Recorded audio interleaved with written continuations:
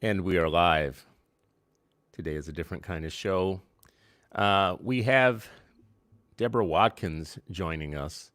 Debra is the founder and executive director of the Black Education Network in California, formerly the California Alliance of African American Educators, and she will be joining us shortly. Debra Watkins is a longtime educator who has had some success with educating African American children. And here she is, Debra Watkins from Sorry, California. Chris. Good morning. Sorry How you about that. doing? No, I, it's good to have you. How you doing? oh, Lord, have mercy. Do you really want to know how I'm doing? You know what? People ask that question in the United States. How are you doing? And most of the time, they don't really want to know, but I do. How are you Yeah, doing? yeah. People really don't want to know. No. Um, but yeah, I collect T-shirts, right? And I love T-shirts, and my T-shirts always say something. And I've been I meet with my staff once a week. I have 7 staffers, and I tend to wear a T-shirt that kind of represents the one I'm working with. And so Mm-hmm. today I thought, you know what? I love Citizen Ed. Well, Freedom Fridays in particular. When you and Sharif go at it, and I said I'm going to represent the young people today Oh, good. because this is another organization, Black Students of California United, that I started, and I'm just going to prop up my phone Yeah, so turn that it you to the can side a little bit. Turn it sideways. like this. Oh, this way. Yeah. Okay, There you go. Oh, yeah, there okay. you go. There Is you that go. better? Can you All see right, me but okay? now I can't see your face, so pull it Oh, up a little bit too. okay. Yeah. See, this is me and technology. I tell you, it's a trip Listen, and sometimes. you're But you're in the bastion of technology out there. right, right. But my house. There you Okay, go. so Oh no, there you go. We see you. oh Lord, wait, hold on a second. I'm gonna get this right. There you go. One of the Perfect. things that I like about you and Sharif is y'all always have books, and so I was trying to get my arsenal together this morning, because I want to share some books with people. But hold on, let me try something right here. I'm trying to prop it up so that y'all can see it. That ain't that ain't working either. So let me see. I gotta figure. I'm going to figure this out, Chris. But I And while really you do figure have. that out, I'm gonna set some things up. I see people are joining us this morning. We got Elaine Yes. Wells, Is that Toya. better? Oh, that's better, huh? That's better. Yeah, we can see you, Kanisha. Good morning, everybody. Tafshir, Kim Cosby Thomas. Good morning to you all. Tilly Elvram, thank you as always. We got parents, we've got educators, we have people who are deeply interested in the topic today. Where I wanted to start with you, and just before you jumped on, I was about to talk about the poverty of belief in the potential of Black children learning. Yes. I have said this on this show before. There's a doctor in Seattle. I should connect you with her. She's great. She has a book, and we were talking in passing once, and she said, "Chris, Black children are the most studied and the least taught kids in Okay. America." And I said, Okay. "Damn, the most studied and the least taught kids in America," and I think that comes from the inability for the system and for adults to believe that black children, especially when they're poor, their brains are elastic and can learn. So we default to the excuse of they're poor, they're in poverty, they're all these things they can't learn. Specific to your journey, I do want to point out I've always asked the question why more black educators don't get together and recover the lost knowledge that was lost before Brown. Why isn't there a distinctly black version of scholarship and teaching and education that drives the discussion, right? Why is everybody joining other groups? Your group is exactly that, though, right? You know, Hmm. Black Educators Pedagogy and Practice. You have an event coming up in June. I want people to go and find out about this. It's a webinar coming up. And, so tell me a little bit, number one, about the Pedagogies and Practice, this event that you have coming up and, what it's about. And then also tell me about like your organizing history of getting Black educators and scholars to take on this issue. straight up. Thank you. Thank you. I couldn't have set this up with a better question about our 15th annual Summer Institute. So I went to Stanford for graduate school 1,000 years ago. And I believe, Chris, that any foundation money that I get is reparations, right? So I just want to Mm, put that out there, mm-hmm. that I don't feel like I'm begging from white people to give money for Black education. My people helped build this country. And so the wealth that most of them have garnered, it was on the backs of my ancestors. So when I get these major grants and I get them to do Black education work, unapologetically focused on Black children, I remind people that, you know, this is our money, right? This is the only form of reparations I think I'll see in my lifetime. So I was talking to one of my friends just yesterday who I grew up with, and I was telling him, I said, you know what? I've been organizing since I was 16, you know, and I don't mind telling people that I am uh, happily 66, right? And so 50 years ago is when my organizing really first started. I went to predominantly white high schools from K to 12. I, um, I went to predominantly white schools, K to 12. And in 10th grade, 1968, Malcolm Green, Jacques Bordeaux, and some other people in my class, my sophomore class, we decided we needed a Black student union. Well, that white school wasn't having it, right? So we could Mm. not call it Black Student Union. So instead, we called it Amandala, which means love in Swahili. And the white folks didn't know what we were saying, but they knew it wasn't black. Black wasn't in it, right? And so they were good with it.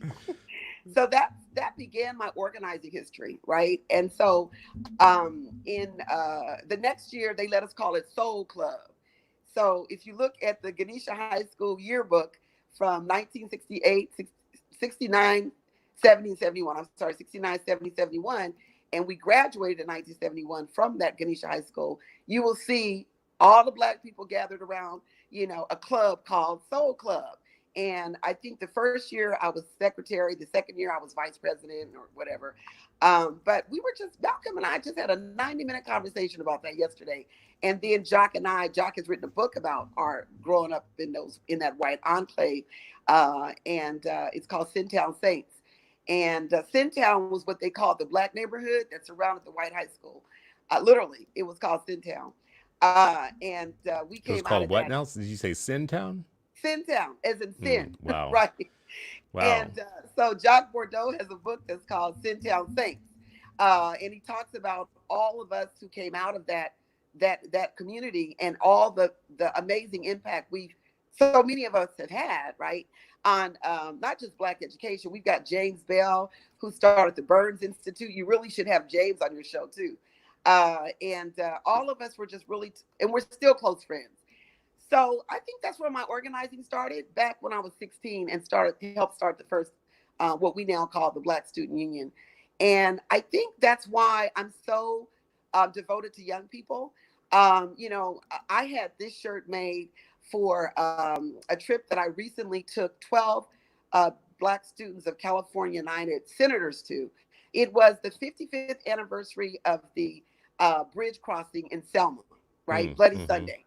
And one of my dear colleagues and friends and fellow warriors, Fire Rose Sanders, who would be great on your show as well, with her husband, who was the senator representing Selma for 30 years, Hank Sanders. They organized this Selma March 28 years ago. So I took 12 of the BSCU senators with me, and two Mm. other adult chaperones, and it was just life transforming. I mean, those kids met John Lewis, they met all of these luminaries who were at the time Bloomberg, all of them that were running for president back then. So anyway, my point is that my history around organizing um, is steeped in the Black tradition of, of the freedom fighters and those people. Mm. So specific to educators, though, because so many education conversations about our children are not really education conversations. They are sociology conversations or some other discipline, psychological or economic conversations. We never really get down to, I'm not a formal educator with a formal education on educating people, but I do know that teachers need to know how to teach. And I do know that a lot of parents have a suspicion that many of their teachers don't know how to teach specifically their children. Whether we're experts or not, we know that there's something wrong.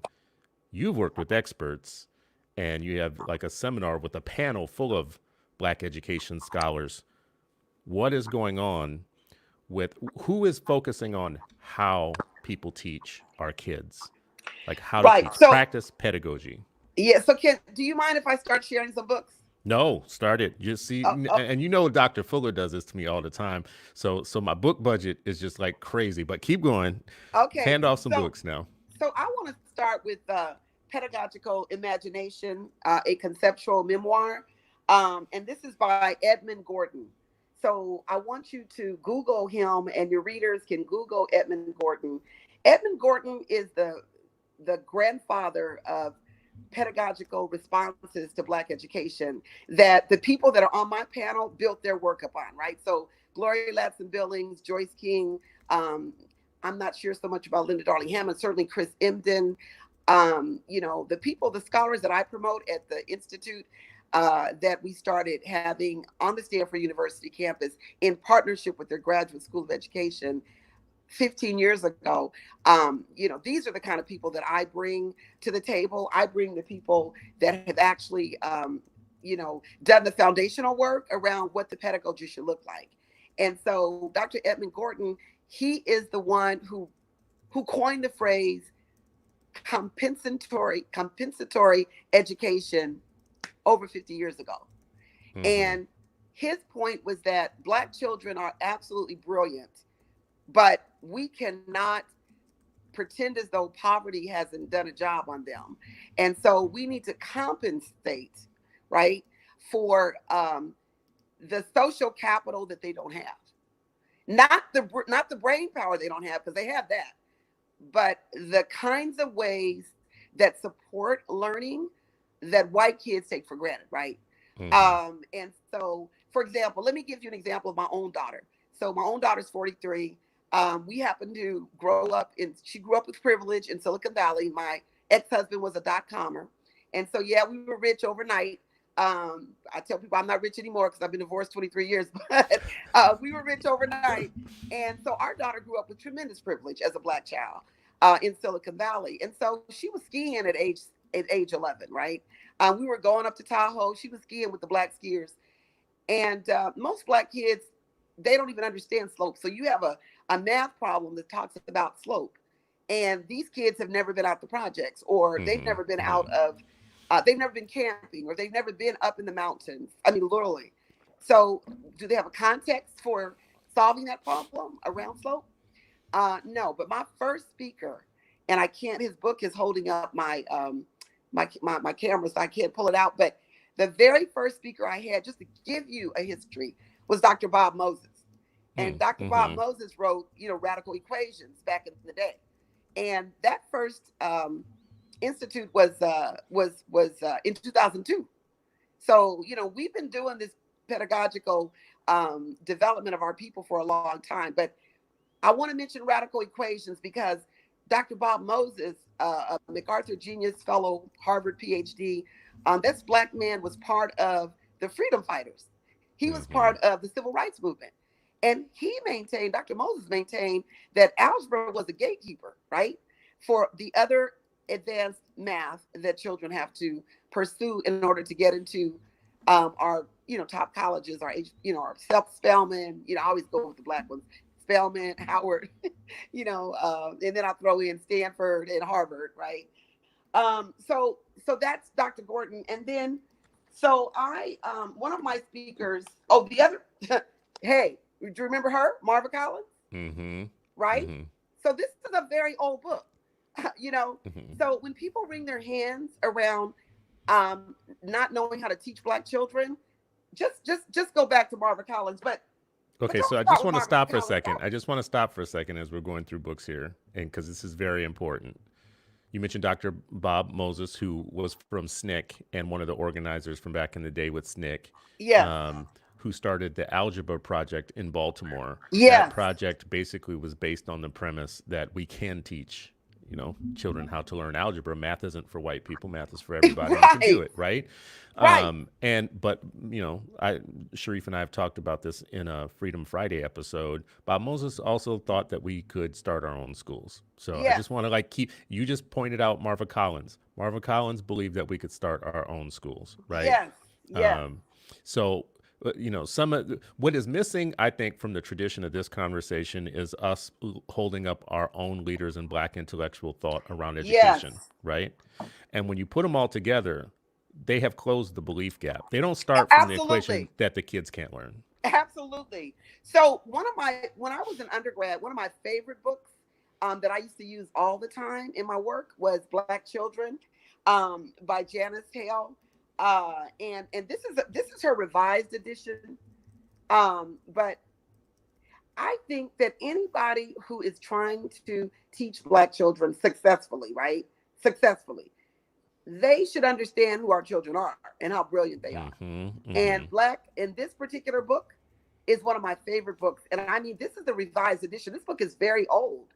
And Dr. Benson isn't even alive anymore. She died just a few years ago.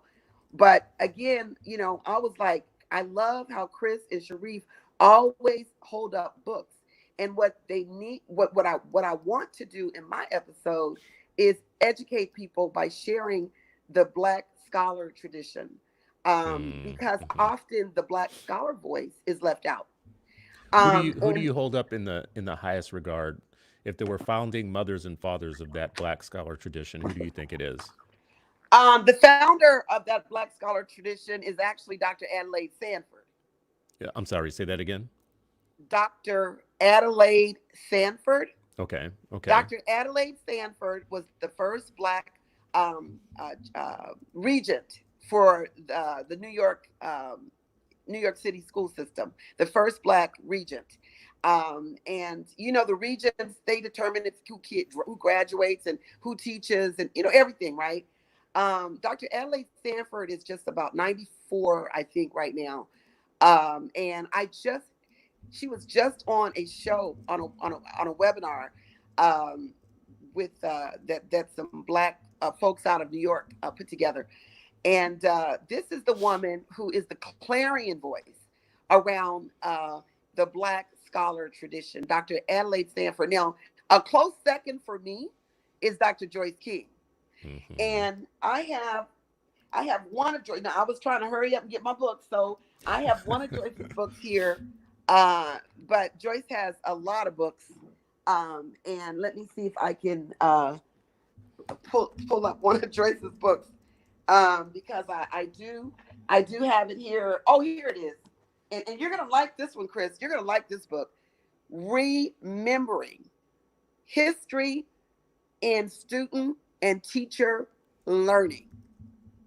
Remembering. And Joyce has some other books that I couldn't get to quickly, but Joyce makes and Joyce, by the way, Dr. King has the seminal book that's called Black Education. And you can Google her. Remember, I was Mm-hmm. telling you, I think you should have Joyce King on your show. Mm-hmm. I Mm-hmm. think you should have Tony Browder on your show. I Now, think you now should have this is Wachess. I want to say this too because I just dropped Dr. King's book into the feed here for everybody to see. Remembering History in Student and Teacher Learning, an Afrocentric culturally informed praxis. I'm gonna so it's on my list. I'm gonna have this. But what I need to say to my Black scholars and to you, Deborah Watkins, if you can get this message to my people who write books, I love books and I love my people writing them and I buy them constantly. I have so many I haven't read yet. I got to Right, get through them all, right, but y'all got to help me with these prices. Like the hardcover of this book is $117, and I have no idea how that happens. Like someone's gonna have to help me at some point understand how this happens. But my Black scholars, my Black people, for the love of God, get your scholarship from behind the paywalls of fancy institutions. Get your stuff from behind the JSTOR firewall because not everybody, I'm paying for a JSTOR account right now because I have to basically, but we need to democratize free information because there is too much outstanding Black scholarship that is at a distance from the people. you'll be happy to know, Chris, that Dr. Joyce King has devoted her life to democratizing scholarship. You will Thank be you. happy to know. Thank you. She has devoted her entire professional life. Now, let me say this about Dr. Joyce King, who did her PhD at Stanford about maybe 40 years ago. And like she said, got out with barely got out clothed in her right mind, right? So Dr. Joyce King, that's why I want her on your show so bad. You will love her. Dr. Joyce King is not the one. She's not the scholar in the ivory tower that doesn't care about her people. Dr. Joyce King. So what's the basis of, if we think about some of these scholars that you're holding up, we could put together a canon. Basically, it would be a black canon, pedagogical. But some of these folks that so people might be hearing about them for the first time. What's the basis of their theory of change? What is it that they're saying that's different than everybody else? Well, I mean, let's just take this one book right here, right? So it actually is the theory of change is in the subtitle. So it's an Afrocentric, culturally informed praxis, right? So all that means is that we ground our work in an African-centered perspective. And most scholars, even Black ones, do not ground their work in an African-centered praxis. They ground their work too often, even Black scholars, in a Eurocentric, perspective. And the people that I revere, the ones who have informed the way my summer institutes are delivered to people, to many. I mean, we've had thousands of people come through our training. People often say they go back to their sites of struggle, their spheres of influence, and they're unable to get traction because of systemic racism. We have taught them, Chris. We've given them the tools. We've given them the people. And they still can't get traction because they enter with the new pedagogy. They enter those systems of oppression. And so many of us favor African-centered schools. That's what we favor. African-centered schools. And what's that mean exactly? Like, what would be the definition of an African-centered school? An African-centered school centers African teachers as well as pedagogy. So that means, and believe me, there are people like Dr. Shiraki Holly who ran the most. I was just talking to him on Friday. I told him I was going to be on this show and I was going to mention his name because in this COVID-19 moment, I want us to finally open African-centered schools around the country. That's how I want to reinvent education. What would that look like? What would it look like to have African-centered schools? It would look a lot like Shiraki School, but with all Black teachers, right? So Shiraki said, Debra, I don't call my school African-centered because I have trained white people or non-Black people on how to teach our kids. And Shiraki schools were the highest performing schools for Black children in Los Angeles Unified School District for a decade. And his schools were called the Culture and Language Academy of Success. You can Google Dr. Shiraki Holly, Sharroky, and then Holly, Hollie. So, but Shiraki said, Debra, I'm not an African-centered school because I have non-white teachers. Now, I believe that there's a role for non-white teachers because I was only taught by them myself. I am a product of all white teachers. So I do believe that white folks can teach kids, right? But like Chris Emdin said, for white folks who teach in the hood, and some of the rest of y'all too. Yeah. Right. Yeah. Chris is he's my keynote speaker, one of my keynote speakers for this year's institute. And the reason I wanted Chris to come to the institute is because he has this powerful session called Decolonizing the Curriculum. Decolonizing the curriculum. Powerful, Chris. You've got to send a team from Brightbeam. You've got to sign up a team. At least 10 of y'all need to come, right? So, I'm gonna be honest with you. I've been a little critical of Chris's work. Well, and it's okay. Look, I'm critical. I appreciate him, and I appreciate all like him and who dedicate their lives to these things. But I've been just a little bit critical of his work. Right. Well, but you and I talked about how you've been critical of Linda Darling Hammond's work, I've been Gloria critical Ladson for work. Billings' work, Pedro Noguera's work. Don't get me started Hmm. about Pedro Noguera. I already told you I'm not going to go on camera Hmm. about Pedro, right? So, but And listen, and for I those don't. listening, I should say why, because someone listening would know what I've been critical Yes, about. please say. Uh, Yeah, please say why. here's my criticism. My criticism is I go to conferences and watch education panels, and panel after panel after panel doesn't have a single person on it who is running an actual school with actual students and actually succeeding with those actual students in actual communities. What I see is theoretical people with theoretical degrees and theoretical ideas and books that they're selling and things that they're wanting to tell you from the perspective of an expert, but they have no receipts on a child anywhere actually achieving. And in some cases, they are working in schools or with schools or have had schools that failed, right? Failed to teach, and they are still being lifted up as not experts, because they are experts. They've done a lot of research and studies, but as the experts. And what I'm hungry for is for my good, smart black people to don't talk me to death. Start a school and show me what you Right, and got. that's what You Shiraki. know. Well, first of all, let me push back on that just a little bit, right? So, Gloria Ladson Billings is one of the people that as you know, we're featuring at the institute.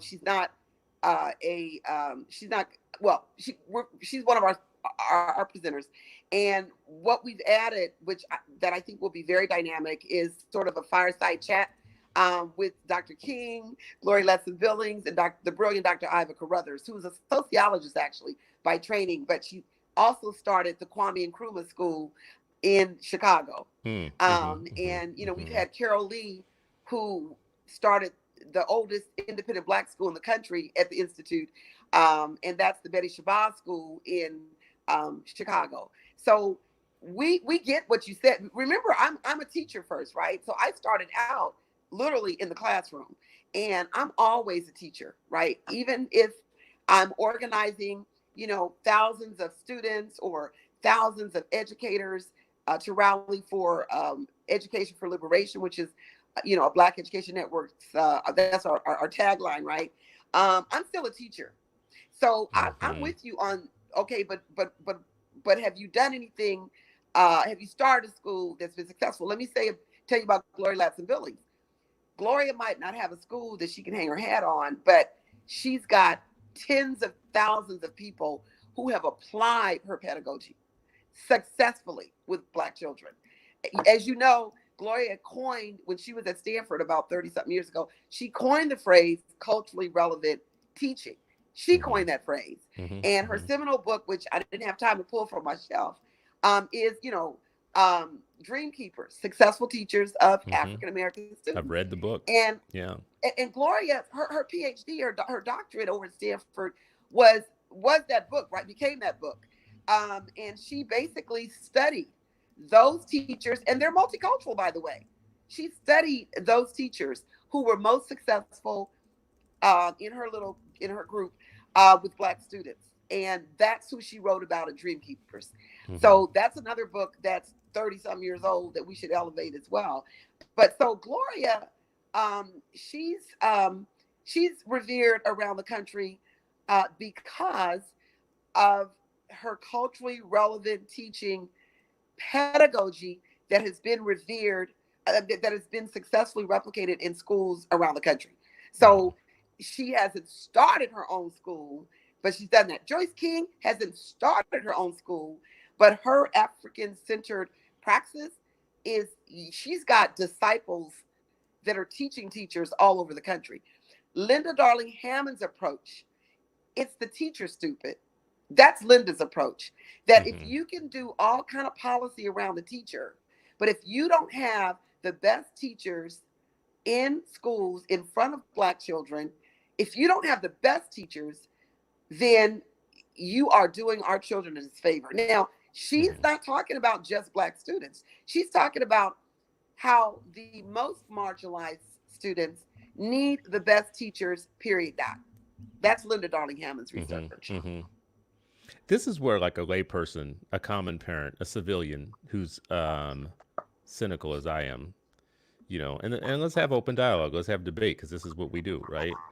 Um, Gloria Ladson Billing is an amazing person with an amazing body of work who's written great books that I have read and believe that they have added quite a bit to the landscape. Tons. She is also in Madison, Wisconsin, which is one of the worst performing places for black children in the United States, with one of the most crazy liberal racist scenarios for black children I've ever seen anywhere I've ever been. And I've been to Seattle, San Francisco, the Twin Cities, and liberal bullshit nationally is killing black children. But Madison Yeah. is the capital of it. Madison, like, I dare anybody to visit Madison, Wisconsin, and check in with the black people and the black students and their fight with the school board and their superintendent and white college people and the college city that they have going there, who all are smug and believe that they know what's best for us, even as none of the black children in that city can read, right? And this is the capital of that, and this is where Dr. Ladson Billings, is housed. Um, Same thing with Dr. Linda Darling Hammond. Again, has contributed so much. I've written about her in the past. She basically, I think, put out there a piece once that said well-trained teachers who are well prepared, well supported, with all these other factors that she had put in place, overcome racial differences, overcome in students, overcome can close achievement gap, is what she was basically saying. Like, all the excuses, external excuses that we talk about actually can be overcome in the classroom with well-prepared teachers who are well-trained and Yes. whatnot. She said that. And at the same time, I have seen her spend a lot of her political capital and time and effort going after school reform rather than showing us what she can do, right? For instance, all these people have a critique for instance, charters or TFA, Teach for America, and school reforms, but their critique falls awfully short when it comes to mainline district schools in their own cities that are the cause of school reform. Like, there would be no school reform if there was nothing that needed reform, right? Like, So you, reforming so schools. I'm about to debate you, right? Yeah, I know you So, are. I know you are. yeah. That's why you're here. So I'm just letting you talk. I said let Chris Mm-hmm, just talk. mm-hmm. And Tell me what a lie and is. right, right. Yeah. Let him say what he wants to say, because I'm Yeah. about to say. Okay. So no, That's why you are serious- here. Right. Thank you. I appreciate it. I love Freedom Friday. So I know I'm not on Freedom Friday, but what I like about you, Chris, is that you invite healthy debate. You invite it. You don't shy away from healthy debate.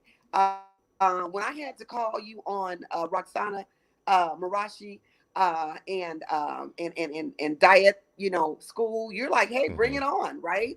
And That's I what we're do supposed to believe we do, need. right? Teach us, Yes, and I Yeah. do believe we need Roxanna Marashi. Dr. Marashi needs to be on your show as well. She's a little scared because you've gone after her with such in her mind. When I say scared, I say scared in Yeah. quotes. Yeah. Well, she's trying to She's a shut down little. black charter schools. So, I mean, we're going to have a problem. In California, I love me some Margaret Fortune. Anybody who's coming Oh, I after, love Margaret Fortune. Oh, hey, anybody who's coming after her is like got trouble with no, me. So I put that in the chat last Friday that the Fortune schools now. are I should amazing. have brought that book down here to share Mm-hmm. with people. Mm-hmm. I know her dad. I've known her dad for decades. And so, Rex Fortune is the one who started all of that. And Mm-hmm. then he just groomed his own daughter, Margaret, to take over basically the legacy of his work, because he's in his 80s, But I love me some Dr. Rex Fortune. But let me say this about Linda and Gloria. And I think you should have both of them on your show. Hey, if they want to come, And listen, let me tell you, and I'll be happy to roll out the red carpet for any of them, because I agree with what I said. I stick with what I said. They have added a ton to the landscape. right, that's right. I heard They've you say added a that. ton there, right? I don't want that people to get that lost. I'm just a practical person. I just want to see on the ground, because between what they talk about and they teach students in the colleges where we don't go to in big enough numbers, Right. and what happens in the classroom where my kids go to school, right? There's something lost in the translation between those two places. Right. So let me say Seriously this lost. about them. Let me say this about them and anybody who doesn't run an African-centered school. Just be clear about the distinction I'm making, right?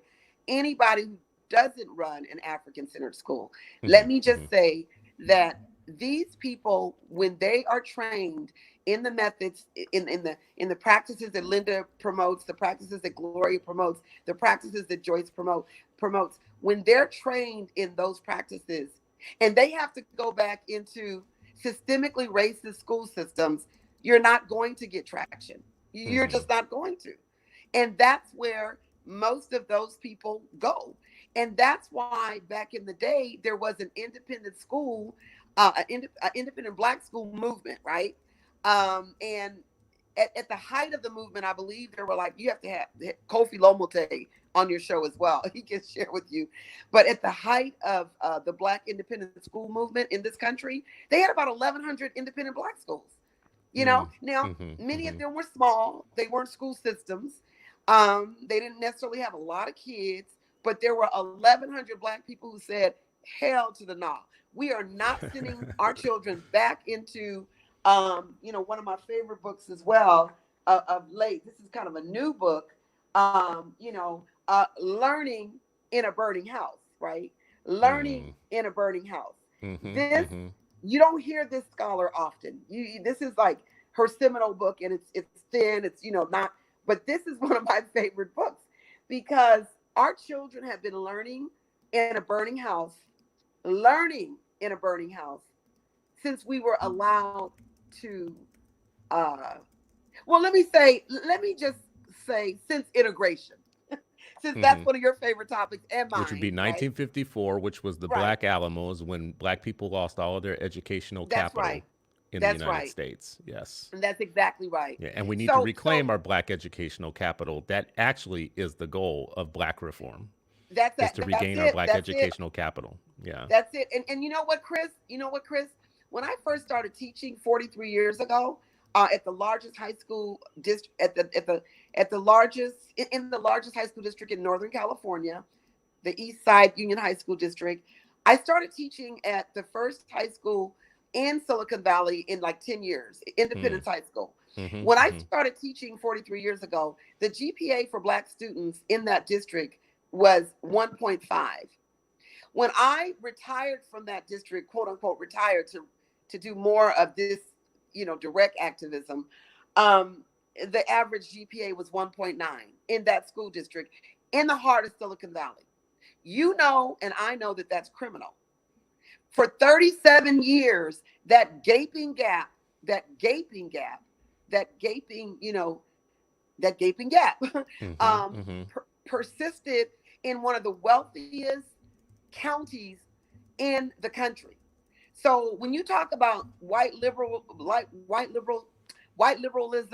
and when I talk about systemic racism is real, and that's why I no longer believe that we can reform these schools. I used to think that I could Mm. just train enough people who stand before Black children, but now I'm like, nope, we need to go back to segregated schools where they're all Black I and the teachers mean, are all Black. That's where we need to that's go. a pretty that's a pretty provocative statement. Yeah, yeah, Yeah. yeah. And Yeah. and and we cannot end Mm. this Hmm.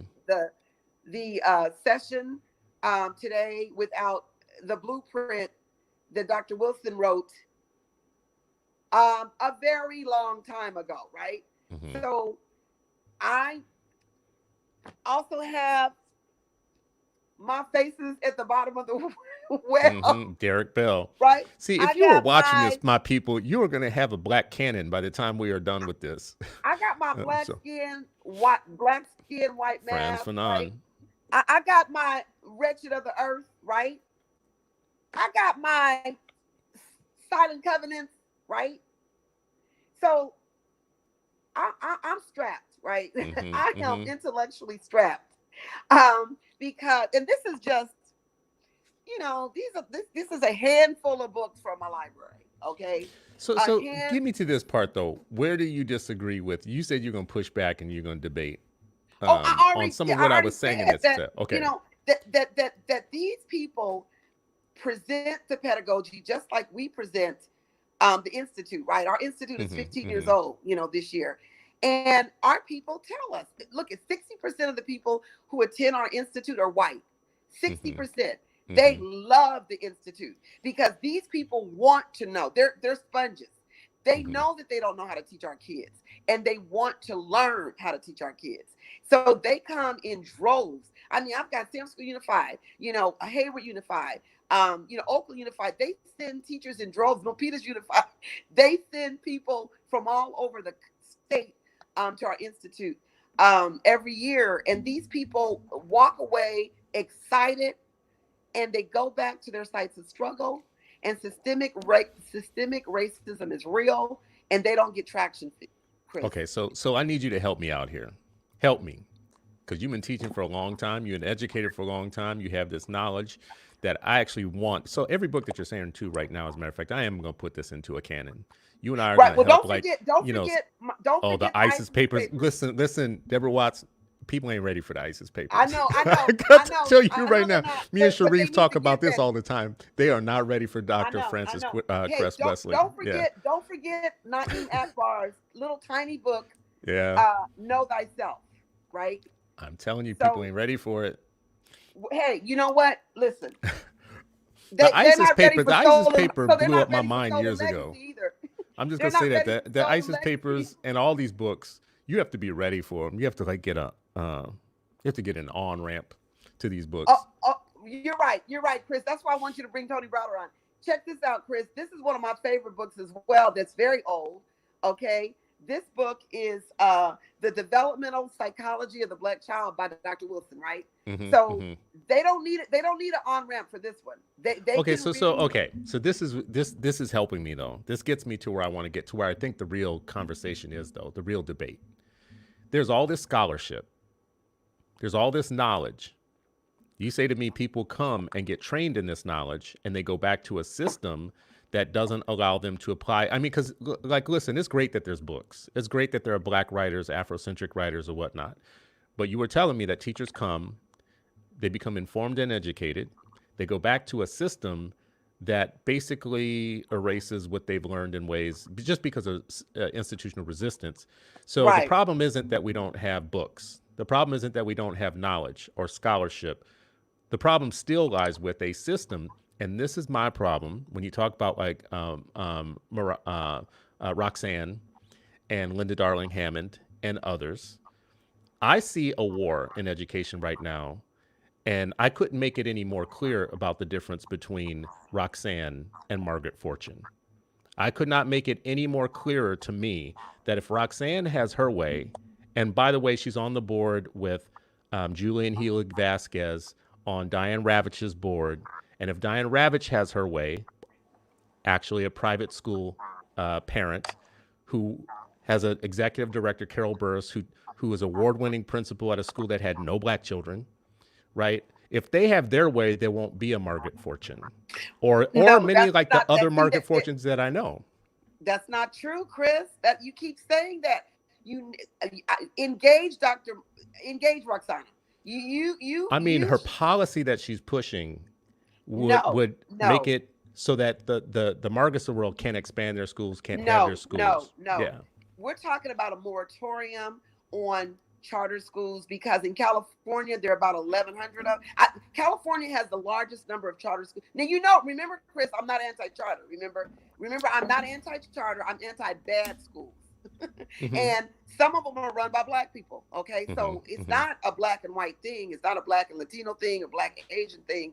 It's a bad thing, right? So I am not anti-charters.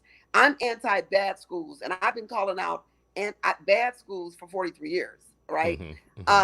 And I started in the tradition of the National Alliance of Black School Educators 43 years ago, and is one of the founders of one of the chapters now called the Santa Clara County Alliance of Black Educators, and that was 37 years ago. We founded that organization, almost 38 years ago, right? So I've been in this work a very long time, and I'm telling you, Chris, um, you don't you. I want you to engage in a thoughtful conversation, not an argument, a thoughtful conversation, the way you do on your show with Roxanna Marashi. I do. And listen, I mean, she's invited. She could come here hey, wait, check anytime. this She's out. invited. She can Check this out. come. Check this out, Chris. When you went in on Roxana that other Friday, you saw me in the chat. I said, Mm-hmm. Dr. Marashi, get on this Yeah. mountain, get up in here and defend yourself, right?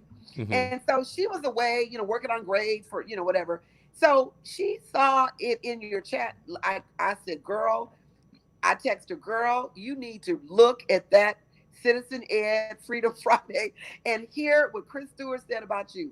The Mm-hmm. first thing you said is, oh, the first thing she said is, oh, he's gone. Oh my gosh.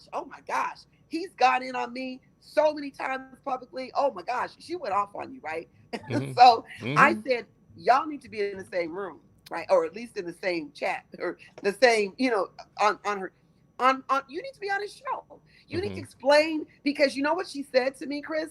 She Mm-mm. said you made some bold-faced lies about the process of getting that moratorium passed. She said that. She's welcome. She's welcome to come here any day now, and She and said talk that. about her.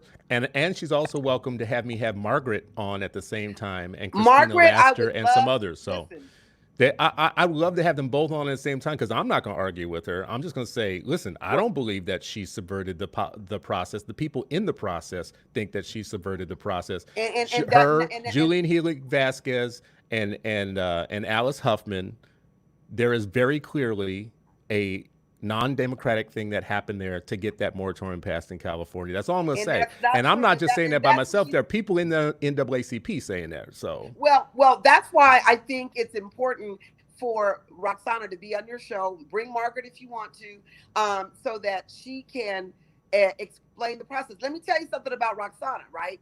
So I know Jeff Moore, who is the local NAACP president, who asked Roxana, who is a freedom fighter in the black community, right? She's Iranian with some black blood, okay?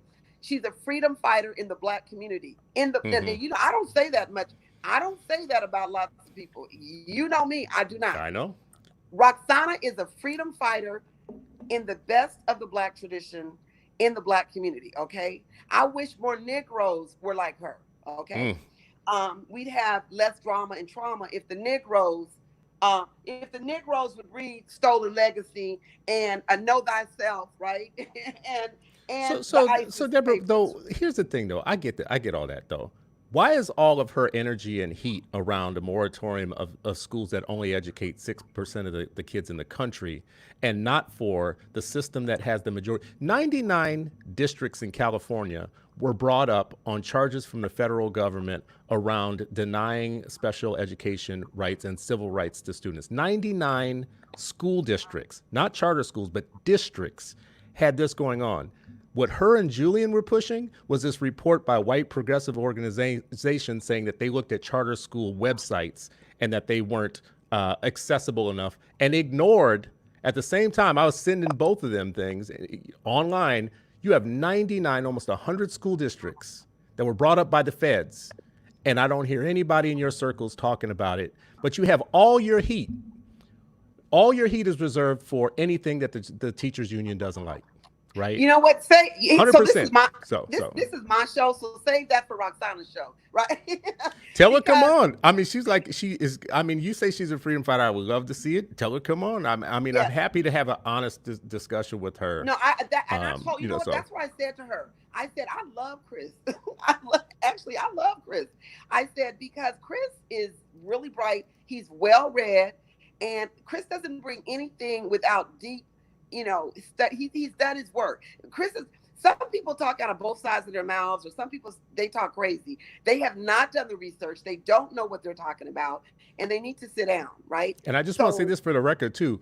Y'all are the scholars. I don't really do research, but I read because I'm a parent, and I believe that I shouldn't trust something. I believe that right, since I was a child because I went through these schools and I didn't believe it as a child. I right, distrusted it. I became a distrustful 20-year-old. When I became a father at 22, I was a distrustful 22-year-old when I had to hand my child over to kindergarten in a couple of okay, years of that whatnot. And every year from kindergarten to college, I had suspicion and fear, and I was paying attention, felt a little ignorant for the majority of those years, and picked up some stuff along the way so I could fight back for my child, and now I do it for others. But here's something that I need your help with, because African-centered pedagogy and African-centered schools, I believe, is part of the movement for us saving ourselves. Yes. But there is a group of scholars who treat it as if it's a fuzzy.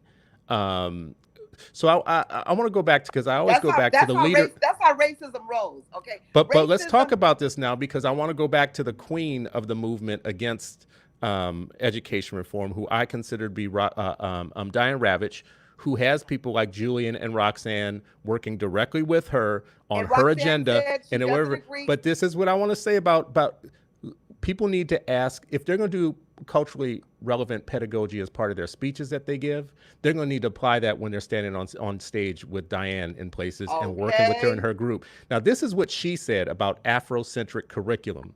She said that it would inflate racial pride without addressing academic deficiencies, and also would heighten racial ethnic tensions. She said Afrocentric history is a scam, divisive and ignorant, raising racial tension and exacerbating historical literacy. She said it's substituting ethnic cheerleading for scholarship, and of engaging in a social and psychological therapy instead of teaching history. This is the Right. And then what people year was that that my good quote? people. What year Oh, was that quote? these are different years. These are throughout the years. This is Right. her, Okay, and let me this is say one of the this. things she's never Let me renounced. say this. She Let me has say not this renounced her about Diane. Let me Afrocentric. say As a matter of fact, most of the Afrocentrics, actually, she came around on multicultural education, which she had been against previously too. She's never come around on Afrocentric education do as a you really historian and think scholar herself. do you really think a racist white woman is going to come around? Look at Diane Ravitch is still racist, right? So I mean, I said to Roxana, yeah, why are you a part of her work?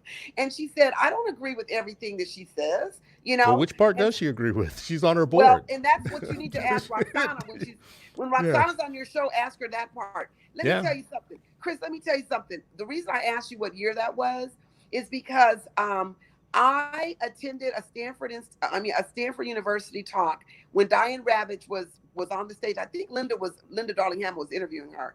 And and I was like, this woman did a 180, right? And I was like, I don't even listen to white people like that. I mean, so she's like a non-person to me.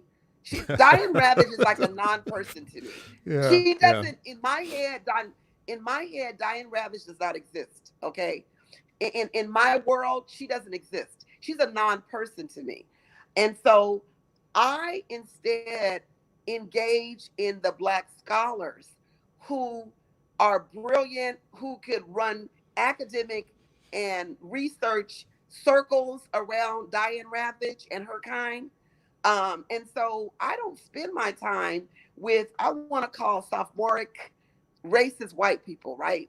White people who are still stuck in, the Jim Crow era.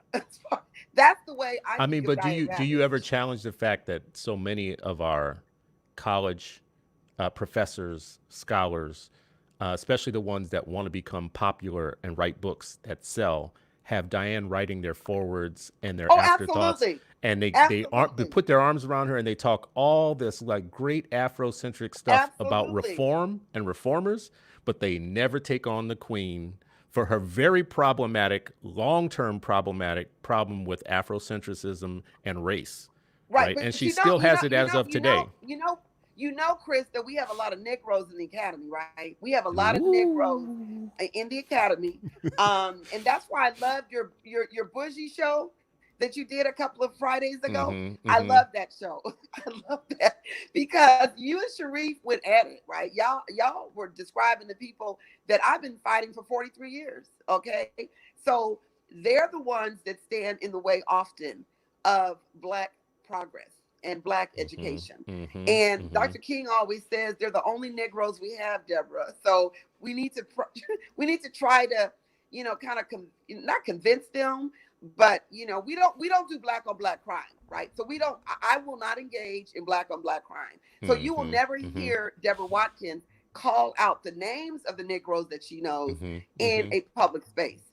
I will call their names in private, but I will not call them in public because I don't do Black on Black crime. Period. Mm-hmm. Dot. Mm-hmm.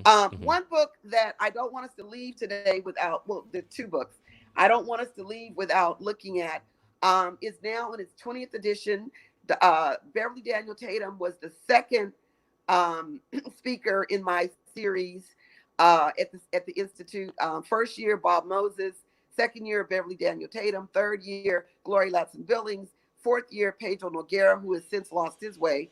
And I'm on the record for saying that. Tell me more about that. See, you just called somebody's name.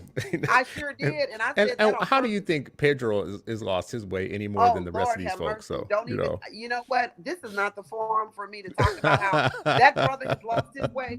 But let me go to the fifth year. The fifth institute was Wade Nobles, one of the founders of the Association of Black Psychologists, ABEN.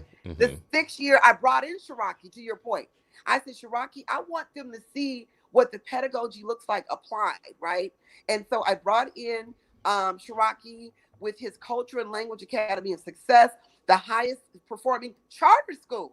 It was a Mm-hmm. charter school in LA Unified School District. That's what I'm saying. I'm not anti-charter. I'm anti-bad schools, right?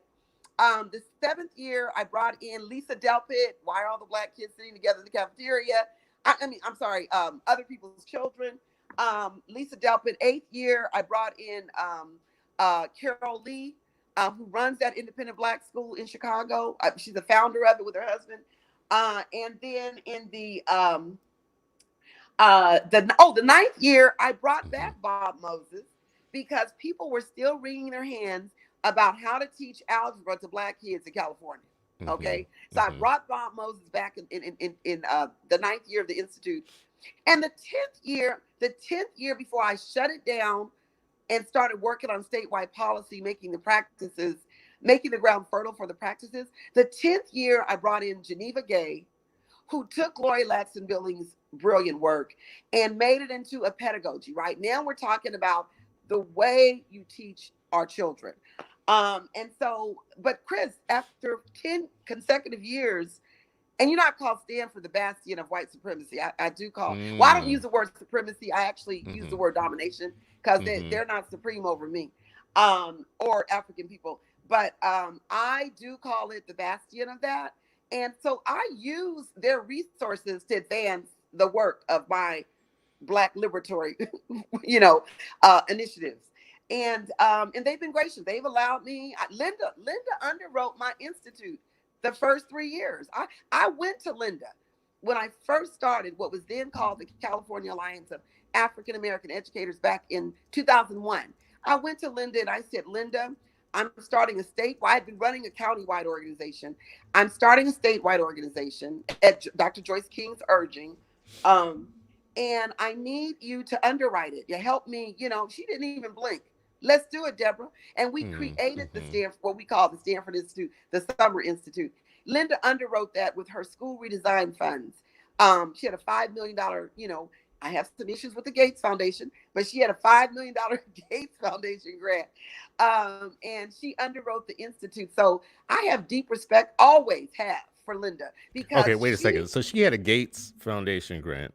$5 million Gates, a 5 year, Yeah. $5 million Gates Foundation grant to reform schools, redesign, I'm never gonna get over schools. this stuff. I'm never gonna get over. You helping me a little bit, but you making me more mad now. So she and Diane are very close, and Diane is out here attacking black people left and right for having grants from Gates and others, and she calls us all kinds of like names. She's posted as of yesterday. She reposted one of her white middle class educator friends who in print called me an Uncle Tom, right?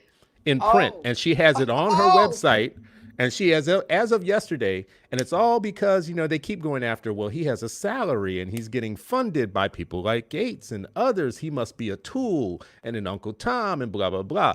Linda she got Darling the Helen, nerve. yeah, She well, I got the mean, and nerve. Linda's She needs to sit connected to that, down. so are a lot of people, right? She And they needs to put sit up with down. that She nonsense from her. So No, but you know what? Let me tell you something. Diane Ravitch needs to sit down. Okay, period. Dot.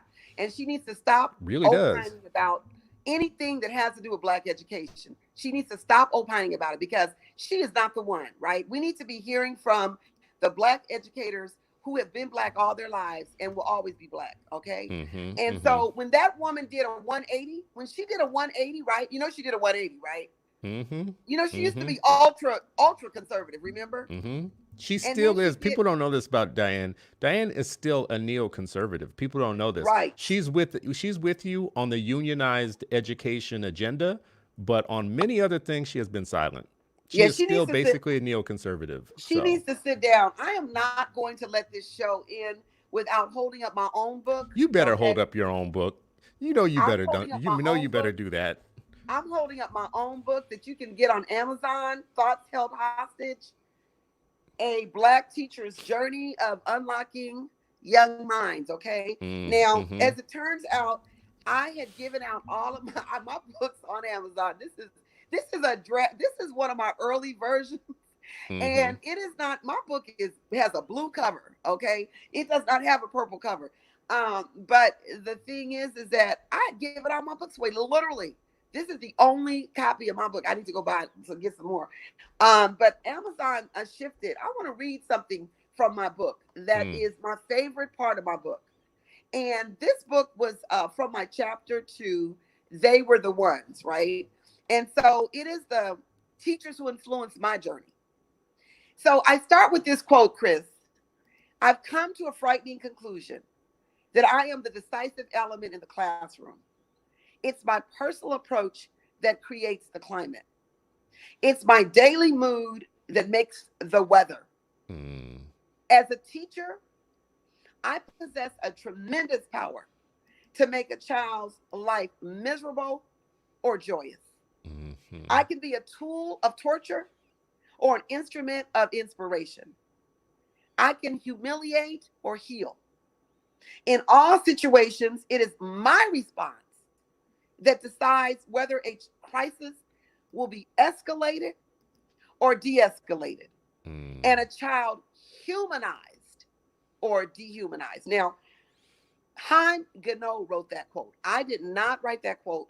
It is one of his most famous quotes, but I use this quote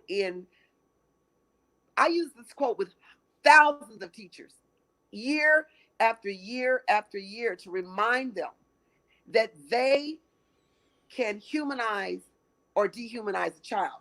So then here's what I did write. So that's the beginning of my chapter. They were Mm-hmm. the ones. I said, while I remember, no, when I speak with Black classmates that shared my Ganesha High School experience, most still talk about how much they love Miss Schneider. I'm no exception. She was my junior year English teacher. More importantly, she taught Black literature. And I thought I had died and gone to heaven. As I alluded to earlier, I only had white teachers from K to 12. And I also attended predominantly white schools during that time period. With the benefits of many years of teaching multicultural literature and promoting culturally responsive classroom practices, I realize now that I had been steeped in Eurocentric curriculum until my junior year in high school. I have no recollection of any teaching units that highlighted the contributions of non whites to the world. To Mm-hmm. unabashedly promote one culture is dangerously wrong on so many levels. Not only could it lead to self loathing for those who never learn about the greatness of their own people, but it can also serve as an incubator for white domination. I called it supremacy back then. But Mm-hmm. while I'm not convinced that either of these was an overt objective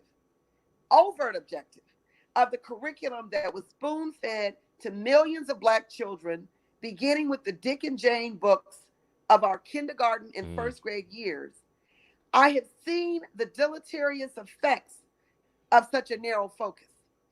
Why would Black preschoolers prefer the white doll over the Black doll in the 1950s? And in a similar study just done a few years ago, if the self loathing was not ingrained in the psyche of those impressionable girls. Now, I'm going to end with, I'm not going to read the rest of it because it gets a little controversial. because I talk about, well, it gets a little controversial. So I'm not going to put anybody on blast with the rest of the sentences, but people can buy my book on Amazon. And I'm not, I don't run around promoting. My book is 4 years old.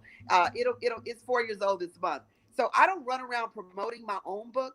The only reason I wrote a book is because people kept saying, Debra, you need to write about how you manage to create not one institution, but four in your lifetime. Four different institutions, and all four of them are thriving, Chris, as we speak. One of them is the Black Students of California United, right? I helped create that institution 5 years ago. The other one is ABEN, a Black Education Network. And that one it'll be 19 years old this summer very in good. August. And the other one is the Santa Clara County Alliance of Black Educators, and it's still existing. And the fourth one is the Dr. Frank S. Green Scholars Program. Oh, and by the way, Chris, I want you to invite the young man on your show who was he's in my Green Scholars Program, which is a STEM program, Green with an E. This young man, who is one of my Green Scholars, he was able to get the Palo Alto Unified School District to change the name of the Jordan Middle School, because Jordan was Stanford's first president, who was a eugenicist, a chief eugenicist, right? Stanford's first president was a chief eugenicist.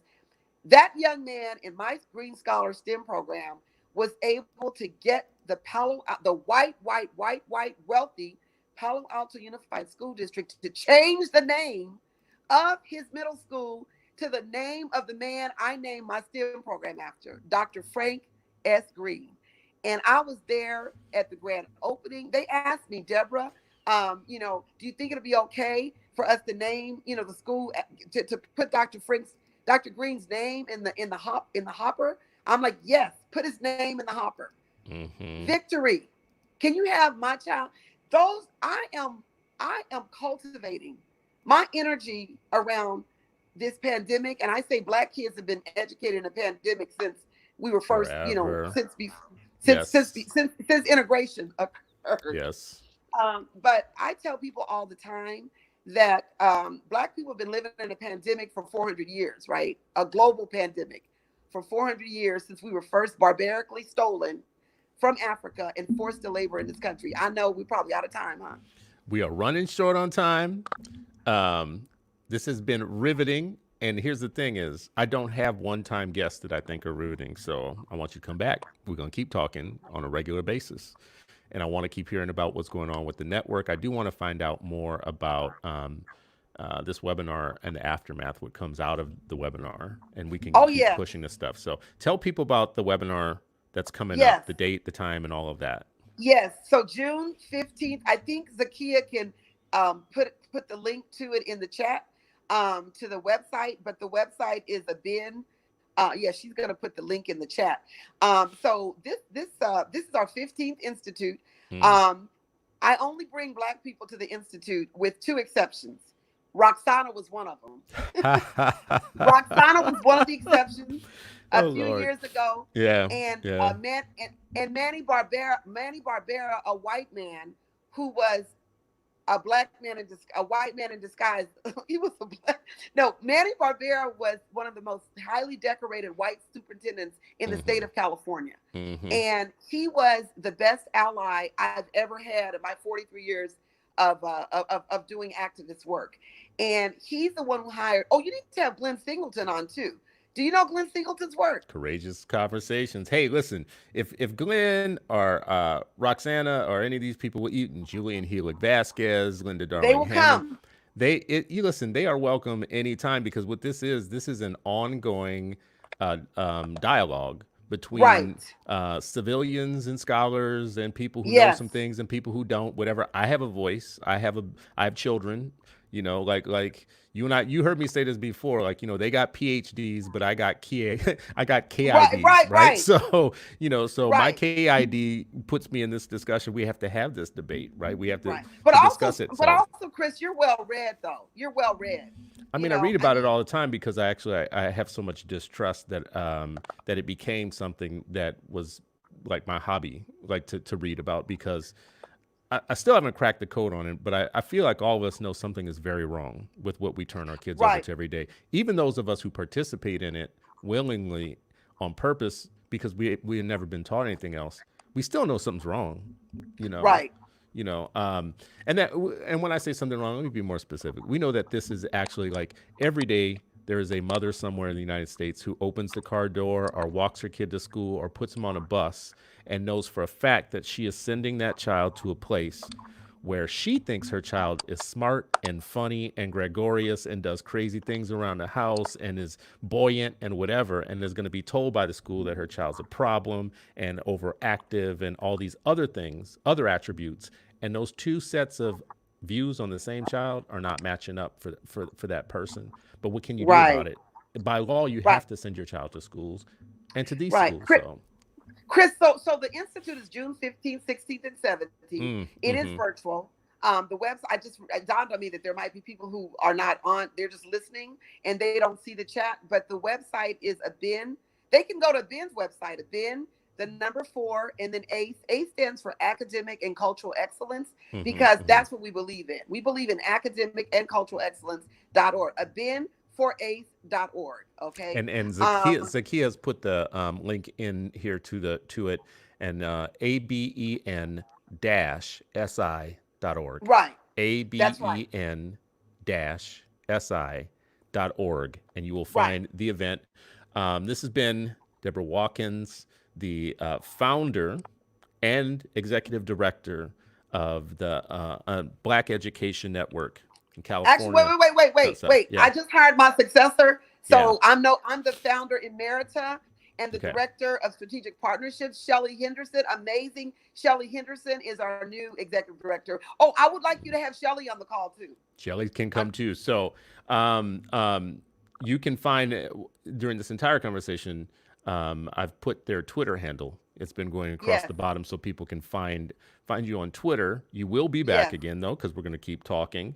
I love what came out of this conversation in one way too is I don't have anybody who's not welcome to come on the show, whether I agree with you or not. So, Roxanna, you are welcome to come. Diane Ravitch, you are welcome to come. Linda Darling Hammond, you are welcome to come.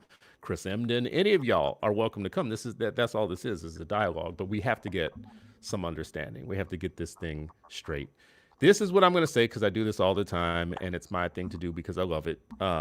So we're giving away some books today. So people who have made it all the way to the end of this discussion, I appreciate you. First of all, let me say that.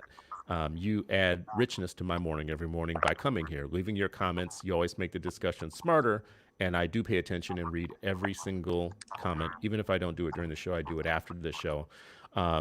As a way of sharing and finding fellowship with you, intellectual sharing and with you is I want to give 10 people some books. So everybody's going to get a copy of Deborah's book. Woo woo. But yeah, we're going to make sure everybody's going to get a copy of that. And though, Deborah has told us about multiple other books that I honestly do believe should be part of a Black canon. And we should start Yes, calling it that, a Black education canon. And a yes. couple of those books, I don't think you all are ready for it, but I'm going to give them to you Right, right. anyways. So we're going to give out, I'm not going to tell you which ones you're going to get. You're going to get Deborah's book for sure, but each of you, 10 people, will get one of these other books too. That Deborah's talking about, and all of them, if you go back and listen to this show and watch it again, are very powerful reads. Like these are all books that it's a meal, it's not a snack. So as always, thank you to my guests. Thank you, Deborah. I appreciate you, and I appreciate you pushing back on me, and I appreciate you coming on today. You was in one of my in one of my shows. You were in the comments. You were like, "Oh no, we got to talk about this." Right, right, So I'm glad right, we talked. So right. come back Thank you, again, please. thank you for having me. And the next time I come back, I won't look so crazy on the camera. I will have everything. You look I have fine. everything set You up. were fine, and this has been like enriching for me. So all I care about is the content, and you for 40 years. Let's give respect where respect is due. For more than 40 years, you have been a voice and an educator and a person who has maintained the focus on Black children. Yes, Because we have lots of conversations about education, but it's hard for people to maintain that focus for very long. Like they don't sustain that's it. it. They eventually becomes, people of color or children of color or multicultural or this and that, the other. Not bad stuff, right? Right, right. not bad stuff. Right. No, Everybody, I'm unapologetically Black. and we need more of that in scholarship. So thank you all. Deborah, thank you so much. And then to the watchers, listeners, thank you for all your support. Appreciate you.